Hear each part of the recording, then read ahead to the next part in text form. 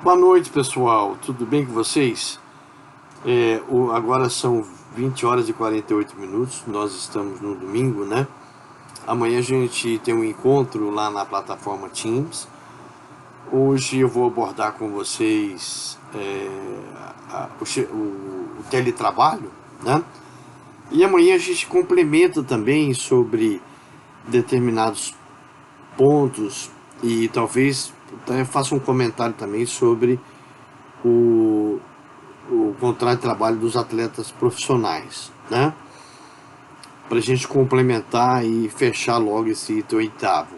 Nós já falamos do empregado doméstico, nós já falamos do empregado rural, né? Hoje vamos falar do teletrabalho. Espero que seja um vídeo mais curto, né? E a gente amanhã complementa. Amanhã a gente também pode falar um pouco da proposta dessa medida provisória recém-editada semana passada sobre questão emergencial, né? Prevendo aí a suspensão do contrato de trabalho e a redução de jornada e redução de salário, né? Individualmente, que não pode, só pode por convenção ou acordo coletivo, né? Então tem alguns pontos aí. Depois, e aí a gente aproveita para fazer essa abordagem amanhã na plataforma Teams, tá? Sobre o teletrabalho, eu queria fazer um registro aqui legislativo importante. No artigo 6º da CLT, esse artigo prevê o seguinte, olha, vou ler aqui rapidinho para vocês, porque quando a gente analisa um instituto, a gente tem que ver o aspecto histórico, a origem, né? E a pergunta é, essa forma de prestação de serviço, né, por meio de informatizado, por, né, telecomunicação, já existia? Isso existe há muitos anos. Teletrabalho né? Inclusive o Francisco Meton, aqui no comentário da Reforma Trabalhista, ele fala que nos Estados Unidos já diz que, olha só, em 1996 o teletrabalho já ocupava mais de 10 milhões de trabalhadores nos Estados Unidos, isso em 1996, né? E no Brasil a gente não tinha uma previsão legal que contemplasse essa forma de prestação de serviço, né, que configurasse aí, que desse uma linha, né, mais que clareasse melhor, com mais nitidez, se era uma forma de contrato de trabalho ou não. Sempre havia uma dúvida se era empregado ou não quem trabalhava através desse sistema remoto, né? E nós tivemos uma surpresa, porque através da Lei 12.551 de 2011, acrescentou ao artigo 6º da CLT, isso em 2011, um parágrafo único contemplando, né, como forma de prestação de serviço, relação de emprego, preenchendo os requisitos da relação de emprego, né, o teletrabalho, tá? Então, já desde a edição da Lei 12.551 de 2011, já estava configurada na CLT essa forma de prestação de serviço, né? Porque o artigo 6º da CLT trata de um tipo de trabalho chamado de empregado, chama empregado a domicílio. O que é empregado a domicílio? É aquele empregado que trabalha, em vez de ele ir para a empresa, na fábrica, no estabelecimento empresarial, ele trabalha em casa, né? Isso já está previsto na CLT, né? Trabalho empregado a domicílio. O que é o empregado a domicílio? É aquele que, em vez de ir para a empresa, trabalha em casa, através de produzir determinadas peças, né? Dizem que na Índia, né, o número de empregado a domicílio é muito grande, porque eles ainda têm uma fase de produção artesanal, né? E é interessante o histórico, inclusive a Organização Internacional do Trabalho tem, eu não me lembro o número agora, uma convenção que trata do empregado a domicílio. Ele é um empregado normal, só que ele não trabalha na empresa, ele trabalha em casa. Então tem essa previsão. O que a Lei 12.551 fez? contemplou a figura do teletrabalho, né? Eu vou ler o artigo e o parágrafo para vocês verem. Não se distingue entre o trabalho realizado no estabelecimento do empregador ou executado no domicílio do empregado e realizado à distância, desde que estejam caracterizados os pressupostos da relação de emprego. Parágrafo único. Os meios telemáticos e informatizados de comando, controle e supervisão se equiparam para fim de subordinação jurídica aos meios pessoais e diretos de comando, controle e supervisão do trabalho alheio. Ou seja, vínculo empregatício, contemplando o teletrabalho. Os meios telemáticos e informatizados de comando, controle e supervisão se equiparam para fim de subordinação jurídica, né, aos meios pessoais e diretos de comando, controle e supervisão no trabalho alheio. Então, preenche os requisitos, né, da relação de emprego. O empregado que trabalha dessa forma, né? Bom, veio a reforma trabalhista, desculpa, e trouxe, né, na sua estrutura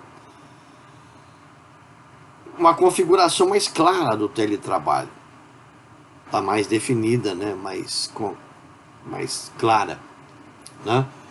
E aqui, para a gente não ficar muito cansativo, né, está muito bem definido no artigo 75A.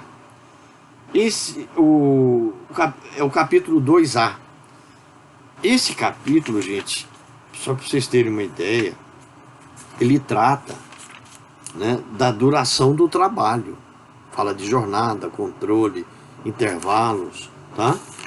Então é bom quando a gente vê um instituto, a gente analisar um instituto trabalhista e ver onde o legislador colocou, que capítulo, né, ele foi inserido. Isso é importante, né? Porque aqui ele vai definir algumas questões de interesse importante. Por exemplo, o empregado que trabalha na forma, né, em casa, por meios telemáticos, informatizados, teletrabalho, e tem direito a horas extras? Isso é uma pergunta boa, né? Tem ou não? Para nós, né? Ou ele está excluído das horas extras, porque ele trabalha em casa, né? Se ele trabalha em casa, ele não tem controle de jornada, né? E a questão do intervalo para a refeição? A princípio, ele está excluído do controle de jornada. É isso que o legislador fez aqui. Deu um jeito, né, de excluí-lo, tá? Vamos ver aqui os parágrafos numa pinceladinha, né? No artigo 75A diz o seguinte: a prestação de serviços pelo empregado em regime de teletrabalho observará o disposto nesse capítulo. Lembrando que esse capítulo foi introduzido pela reforma trabalhista de 2017, a lei 13.467 de 2017. Né? Considera-se teletrabalho a prestação de serviços preponderantemente fora das dependências do empregador, com a utilização de tecnologias da informação e de comunicação que, por sua natureza, não se constituam como trabalho externo. Então, o que está querendo dizer aqui? Que considera-se teletrabalho a prestação de serviços preponderantemente fora do estabelecimento, né, das dependências da empresa, e com a utilização de tecnologias da informação e de comunicação. Então, para caracterizar o teletrabalho, esses dois elementos aqui são fundamentais, né? Eles são básicos, importantes, tá? Então é fora e com uso de controle, com uso de tecnologia, né? Tecnologias de informação. Então, tudo que tem hoje, né? Internet, essas plataformas, né, que estão hoje, inclusive nós estamos utilizando, né, tudo isso é uma forma de controle, né, de de comunicação. É uma forma de comunicação que o empregado vai ter. Em vez de estar na empresa, ele está em casa, né? Então, fora do estabelecimento e com o uso de tecnologias da informação. O comparecimento, parágrafo único. O comparecimento às dependências do empregador para a realização de atividades específicas que exijam a presença do empregado no estabelecimento não descaracteriza o regime de teletrabalho. Então, se ele quiser ir lá, às vezes, para ver uma questão ou outra, né, isso não quer dizer, fica lá um pouco, não quer dizer que está descaracterizado o teletrabalho, né? Um outro detalhe importante é que o legislador, no artigo 62, esse artigo trata dos empregados que não estão sob controle de jornada. E ele incluiu lá o teletrabalho nesse artigo. Quem não está sujeito a controle de jornada? Pessoas, vendedores externos, né? Pessoas que detêm poderes de gestão, gerentes com alto cargo, são empregados, mas têm poder de gestão, aí eles não estão sujeitos a controle de horário. E ele, no inciso 3, incluiu o teletrabalho, reforçando a ideia de que, nesse caso, quem trabalha sob o regime de teletrabalho não tem direito a horas extras. O Maurício, comentário sobre a reforma trabalhista, ele diz que essa presunção ela não é absoluta, ela é relativa. Pode ser que esse empregado venha a ter direito a horas extras, mas ele vai ter que provar, né? Suponhamos que ele tem um horário fixo para entrar, está logado, e tem um horário para sair. Esse controle a empresa pode fazer. E se fizer registrar, pode haver, nesse caso, né, a figura pode incidir aí o direito às horas extras, tá? Ele diz isso daqui, ó, com muita propriedade. Olha só o que ele fala. Ele diz o seguinte: presunção. Contudo, comentando essa questão da exclusão, né, do controle de jornada do quem trabalha em regime de teletrabalho, ele fala: contudo, como já exposto neste livro, trata-se de presunção relativa, que admite prova em sentido contrário. Essa prova tem de ser realizada pelo autor da ação trabalhista, em face à presunção jurídica estipulada na CLT. Então, essa questão do empregado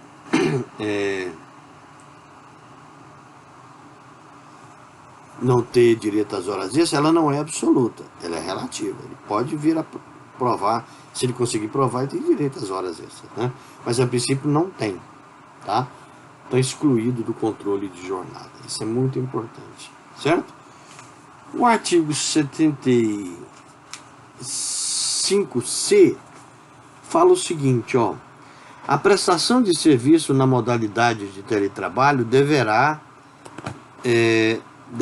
constar expressamente do contrato individual de trabalho, que especificará as atividades que serão realizadas pelo empregado. A prestação de serviço na modalidade de teletrabalho deverá constar expressamente do contrato individual de trabalho, né? Então, para a segurança jurídica das partes, esse contrato tem que ser, né, para segurança maior, por escrito, né? Para não gerar dúvida, não gerar nenhuma controvérsia em torno se é ou não teletrabalho, né? Esse é um detalhe importante que precisa, que não pode deixar de ser considerado. O Maurício, nesse tópico, diz assim: dispõe a lei que a prestação de serviço na modalidade de teletrabalho deverá constar expressamente do contrato. Aqui ele está lendo exatamente o artigo que eu acabei de ler, o 75C. Por mútuo acordo, né, entre as partes, registrado em aditivo contratual, poderá ser realizada alteração entre regime presencial e de teletrabalho. É o que está prevendo, inclusive, o parágrafo 1º do artigo 75. Diz assim, ó, poderá ser realizada alteração entre regime presencial e de teletrabalho, desde que haja mútuo acordo entre as partes, registrado em aditivo contratual. Poderá ser realizada alteração entre regime presencial e de teletrabalho. Isso quer dizer que poderá ser alterado, ó, né? Trabalhando no regime presencial, passa a trabalhar no regime de teletrabalho. Mas isso tem que haver aí um termo aditivo, se tiver né, o contrato escrito direitinho, tem que fazer um termo aditivo aí. No parágrafo 2º diz assim, ó, poderá ser realizada alteração do regime de teletrabalho para o presencial, por determinação do empregador. Interessante, né? Garantido prazo de transição mínima de 15 dias, com correspondente registro em aditivo contratual. Aqui a situação já é outra, né? O parágrafo 1º diz, poderá ser realizada alteração de comum acordo entre as partes, né? Aqui já está falando de um comando, né? Do poder de direção do empregador. Já é uma situação já um pouquinho diferente, né? Já um pouquinho diferente, por determinação do empregador, tá? Então, o parágrafo 2º já prevê. O parágrafo 1º pode sair de. Aqui está dizendo que pode sair de presença na modalidade regime presencial para teletrabalho. No parágrafo 2º do artigo 75C, está falando o contrário, né? De regime de teletrabalho para o presencial. Então a pessoa pode sair do regime presencial para teletrabalho ou teletrabalho para presencial. A primeira situação é de comum acordo. Aqui no parágrafo 2º está dizendo que é um comando, né? Ou seja, mudar de teletrabalho para regime presencial, o empregador poderá fazê-lo, né? Diz assim, ó, parágrafo 2º do artigo 75C. Poderá ser realizada a alteração do regime de teletrabalho para o presencial por determinação do empregador, garantindo prazo de transição mínimo de 15 dias, com correspondente registro em aditivo contratual, que já é um comando, né? Um comando, isso é muito interessante, tá? Esse é um dado importante a ser considerado. Isso aí é uma alteração contratual objetiva, né? Quer dizer que para o regime de teletrabalho, né? De teletrabalho de presencial para teletrabalho, pode ser feito acordo. De teletrabalho para presencial, é determinação do empregador. Muito interessante esse ponto, né? E é uma alteração contratual objetiva, né? Mexe com a figura da prestação de serviço, né? Aí a forma de trabalhar, né? Eu estava trabalhando numa modalidade de teletrabalho, de repente o empregador me chama para passar para a modalidade presencial, né? Presencial. Então pode ocorrer isso, né? O artigo 75D diz assim, ó, as disposições relativas à responsabilidade pela aquisição, manutenção ou fornecimento dos equipamentos tecnológicos e da infraestrutura necessária e adequada à prestação do trabalho remoto, bem como ao reembolso de despesas arcadas pelo empregado, serão previstas em contrato escrito. O Maurício critica a redação desse artigo 75D, porque na verdade ele diz que o risco da atividade econômica é do empregador. É ele que tem que disponibilizar, né? Computador, né? Um notebook, internet, acesso às plataformas que a empresa quer, né? Câmera, todo o equipamento necessário para que ele possa desenvolver o trabalho dele. Não é esses equipamentos, eles não são, eles são, tem que ser fornecidos para execução do trabalho, Tá? Então o risco da atividade econômica não é do empregado, não é ele que tem que comprar esses equipamentos, não. Tá? O Maurício fala isso com muita propriedade. Tá? Ele diz assim, ó, relativamente aos equipamentos necessários para a realização do teletrabalho e despesas usuais correspondentes, aquisição de aparelhos tecnológicos, instalações, suporte, assinatura, né, telefonia, internet, a nova lei estabelece regra algo imprecisa. Imprecisa. Estipula que as disposições relativas à responsabilidade pela aquisição, manutenção e fornecimento dos equipamentos tecnológicos e da infraestrutura necessária e adequada à prestação do trabalho remoto, bem como ao reembolso de despesas, serão previstas no contrato escrito. Aí ele diz, não obstante certa imprecisão da lei nesse tópico, o fato é que a CLT segue a diretriz geral de que os custos e encargos relativos ao contrato empregatício e à prestação de serviço nele contratada cabe ao empregador. É dele, né?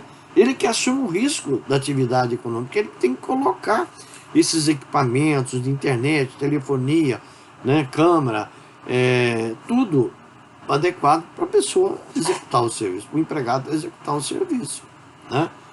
Então ele critica essa redação do artigo 75A, né?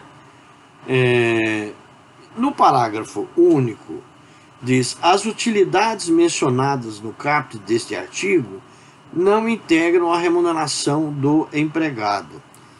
Aqui merece um comentáriozinho, nem que seja um pouco bem sintético, diz o seguinte, esses equipamentos fornecidos, né, entregues ao empregado, eles são para execução do trabalho, são utilidades, né, em vez de ser, além do salário, esses equipamentos são fornecidos para o empregado, a empresa fornece, a empresa, né, deixa todo o equipamento para ele e tudo. Esses equipamentos não têm natureza salarial, ou seja, eles são fornecidos para a execução do serviço. Então, porque o salário, a remuneração do empregado, ela é composta, ela tem uma composição. Então eu tenho um salário, prestação pecuniária, dinheiro, e tenho prestações de natura, né? Habitação, alimentação, transporte, uniformes, né? Uma série de prestações de natura, que umas compõem o salário, outras não, tem que analisar. Nesse caso, esses equipamentos que são fornecidos aqui, eles não têm natureza salarial, porque eles estão sendo fornecidos para o empregado executar o serviço, né? Então, o parágrafo 1 ele esclarece no artigo 75D, certo? 75 o empregador deverá instruir os empregados de maneira expressa e ostensiva quanto às precauções a tomar a fim de evitar doenças e acidentes do trabalho, né? O empregado deverá assinar termo de responsabilidade comprometendo-se a seguir as instruções fornecidas pelo empregador. Aqui o artigo 75 ele está preocupado com as normas de medicina e segurança do trabalho realizadas na forma remota, né? Mas aí você me pergunta, mas que risco o empregado tem de estar trabalhando em casa usando computador? Tem, né? A cadeira que ele vai sentar, se ela está, né, se ela está toda, ela tem o desenho necessário para a pessoa ficar muito tempo sentada, posição das mãos, né, no caso dela usar sempre o computador, o uso intensivo, né, às vezes o computador pode trazer, né, a pessoa que digita muito, né, pode causar aí um alerta, né, pode causar danos nas mãos, movimentação, né? Uma série de enfermidades que quem lida com essa área tem, né? Postura, né? Essa parte da postura do empregado, isso tudo tem normas de medicina e segurança do trabalho.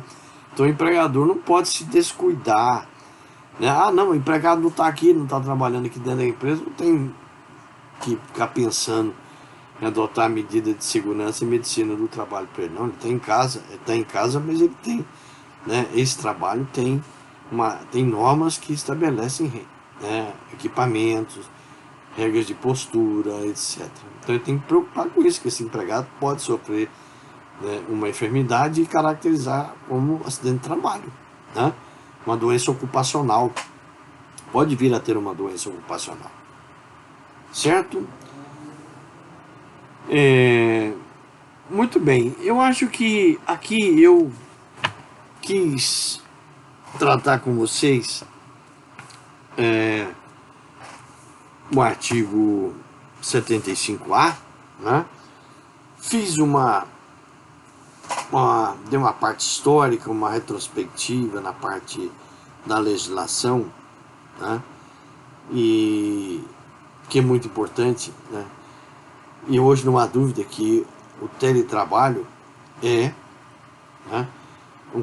quem trabalha nesse regime, né, é um contrato de trabalho, essa forma de prestação de serviço, né? Tem os elementos, o fato de não estar na empresa não quer dizer que não seja empregado. Ele é empregado, só que, conforme a lei prevê, né, ele trabalha em casa utilizando os meios informáticos, né, de telecomunicação, que a lei prevê e deu uma configuração, a reforma trabalhista trouxe, né, uma configuração mais precisa do teletrabalho, embora já estava previsto no artigo 6º, parágrafo único da CLT.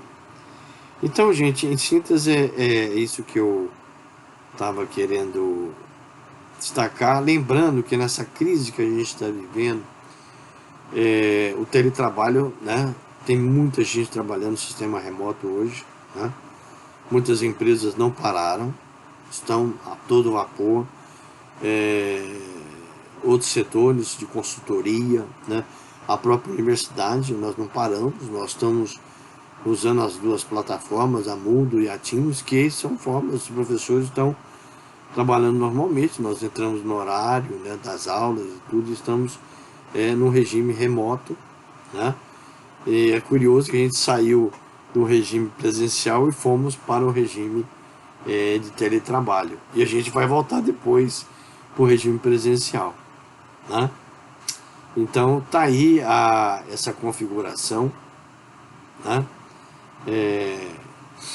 Lembrando que quem está no regime presencial pode, por mútuo acordo, passar para o regime de teletrabalho. Quem está no teletrabalho, por determinação do empregador, pode passar para o regime presencial, né? Nós acabamos de ver isso agora na interpretação dos artigos, a partir do artigo 75, né? Bom, fica aí a nossa observação, né? E a gente se vê amanhã no horário da aula na plataforma Teams, tá? Não deixem de ver esse vídeo aula, porque acho que reforça bastante a nossa o conteúdo programático, ajuda até a abrir um debate, né, sobre o teletrabalho. Inclusive o teletrabalho está mencionado na medida provisória da emergencial, né, que prevê a redução de jornada, de salário e suspensão do contrato. Amanhã a gente fala um pouco sobre isso. Eu vou anexar na plataforma Moodle também um texto que eu achei muito bacana sobre a reforma, né? Depois vocês dão sobre essa medida provisória. Uma crítica, né? Uma crítica. Um abraço para vocês e até amanhã.